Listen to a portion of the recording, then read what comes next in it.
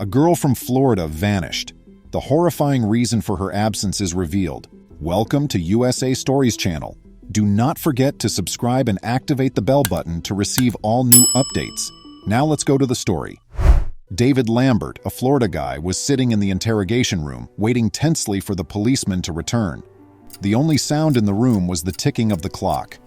His sister had vanished 24 years before, and the detectives working the case were keen to finally solve it. David didn't know whether he had the strength to be clean, but he was holding a secret that may blow the case wide up. In the charming northern city of St. Augustine, Florida, David and his sister Martha resided with their parents. The family was only a few kilometers from the beach from where they resided in a more rural area of the town. Despite having nothing and living in a trailer, they were a close-knit community that made a concerted effort to raise their standard of living. In November of 1985, Martha was 12 years old and David was 14. She was a junior high school student at Carolina and was incredibly fiery for someone who weighed barely 70 pounds. David claimed that the two were in constant competition and frequently got into arguments, as siblings often do. The Lambert family gathered to celebrate a Thanksgiving feast in 1985. Unfortunately, the turkey burnt, so the supper was not as good as they had intended. Enraged, David's father started verbally abusing the other members of the family. David and Martha left the trailer together in an attempt to decompress from the incident and went for a stroll around the neighborhood.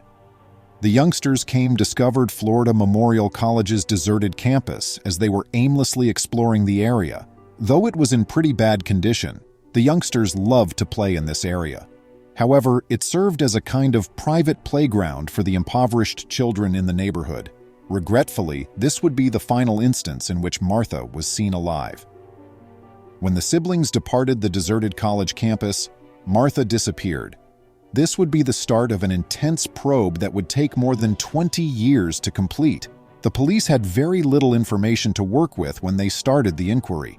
No struggles were evident, and nobody had seen Martha on that fateful day. Well, not anybody but her brother. Though there wasn't enough evidence to establish that he had broken the law, the police were of the opinion that he knew something. The Lambert family was completely devastated by Martha's absence. David suffered for years, both financially and emotionally, when his parents divorced because they were unable to deal with the death of their daughter. David was arrested by the authorities in 2000 for drafting a fraudulent check. At that moment, he revealed something peculiar that would change the direction of the inquiry. Investigators connected to the case disclosed that David told them he was the one who killed his sister. After living with the shame for 24 years, he had to come clean at last. He claimed to have buried Martha at the Coquina mine many years ago. Martha's bones were not discovered at the Coquina mine, despite the detectives' quick search of the area. David was ultimately freed as he could not be prosecuted for a crime in the absence of hard proof. Detective Howard Cole spearheaded the effort to solve the case that had been perplexing the neighborhood for so long 10 years later. Cole made the decision to re-interview friends and relatives who were acquainted with the Lambert family when Martha vanished. Most of them thought all the indicators pointed to David, even though they had nothing fresh to report. Cole felt it was time to examine the brothers' strange narrative again. David was brought back in for interrogation by Detective Cole, and during a torturous interview procedure, he gradually started to divulge the truth about what had transpired that afternoon on Thanksgiving 1985. David claims that when they were hanging out at the deserted college campus, Martha requested for some money, but David would not part with the money. Then things started to get worse. David reported that Martha became quite aggressive and struck him.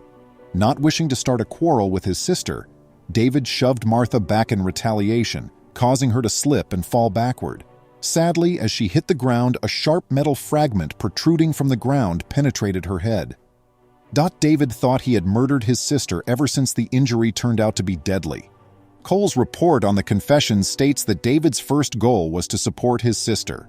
According to David, there was a big hole in Martha's skull and blood was streaming out when he hoisted her up. He claimed that when he first cried out for assistance, he was hopeful that someone would hear him because he was going by. David dug a small grave for his sister, using a piece of a broken sign after realizing that no one was coming to help. When the investigators asked David why he hadn't told his parents the truth, he said that he was afraid of their reaction. According to David, his sister and he were always afraid of their mother Margaret because of her violent and abusive behavior. Nor was their father much better. Thus, he made up the tale that his sister had vanished rather than owning up to her death. David wrote an official affidavit acknowledging his involvement in Martha's sad disappearance now that the truth was out. In an attempt to make up for the time he wasted making the police department go in circles, David sketched up a map showing the spot where he buried Martha. Regretfully, they searched everywhere but were unable to find her remains. David's mother disclosed that despite his admission, he had a history of fabricating stories. She thinks he told falsehoods about Martha being abducted and dying. When David retracted his testimony and said he had just told the cops what they wanted to hear, the issue became even murkier. What then actually became of Martha? Despite the objections of David and Martha's mother, the investigation was finally closed by the police department in 2010. They thought David's confession had been the real deal, but he wouldn't be prosecuted because of legal changes. According to a news statement issued by the sheriff's office, the statute of limitations, the age of the suspect at the time, and other mitigating factors, all of which have changed since 1985, would prevent charges from being brought.